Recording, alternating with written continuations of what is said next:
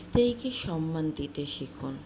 আপনি বলছেন বউ কথা শোনে না, আপনাকে সম্মান করে না, আপনার পরিশ্রমের মূল্য দেয় না, তাই সহজে স্ত্রীকে দোষী করে দিচ্ছেন। কিন্তু একবার কি এটা ভেবে দেখেছেন যে কেন সে আপনাকে সম্মান দেয় না? তবে শুনুন, সম্মান আদেশে আসে না, সম্মান আসে আচরণে। স্ত্রীকে ভয় দেখিয়ে চুপ করানো যায়, কিন্তু মন জেতা যায় না। হয়তো আপনি টাকা দেন, কিন্তু সময় তো দেন না।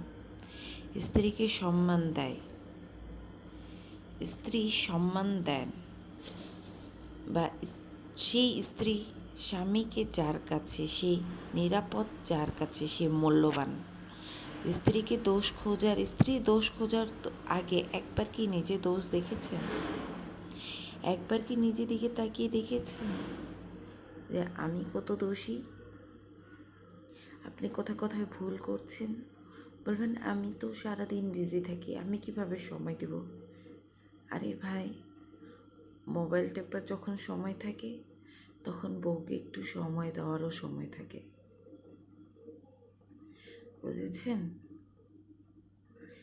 স্ত্রী থেকে সম্মান পাওয়ার আশা যদি করে থাকেন, তাহলে তাকে সম্মান দেওয়াও শিখুন।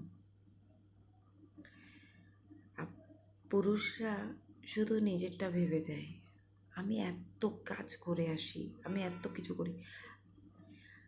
কিন্তু আপনারা কি ভাবেন, একটা মেয়ে তো আপনার সারা দিন কাজ করে যায়, আপনার সন্তান, আপনার ফ্যামিলি সব কিছু দেখে যায়।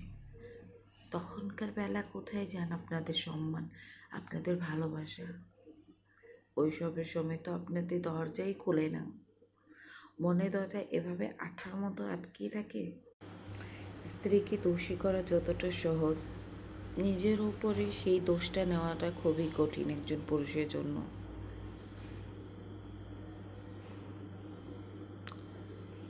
হয়তো আমার কোথাও কোথাও কোথাও হয়তো ভুল হতে পারে, আমি যে একেবারে প্রপারলি আপনাদের মনের মতো করে কিছু বলতে পারছি সেটাও আমি বলতে পারছি না। যদি ভুল হয়ে থাকে তো ক্ষমার চোখে দেখবেন, আর একটা লাইক, শেয়ার, সাবস্ক্রাইব করে যাবেন। আপনাদের একটা ছোট বোন হিসেবে দেখবেন বা বড় বোন হিসেবে দেখতে পারেন। আশা করি সবাই একটু ভালোবাসা দিবেন। আল্লাহ হাফেজ।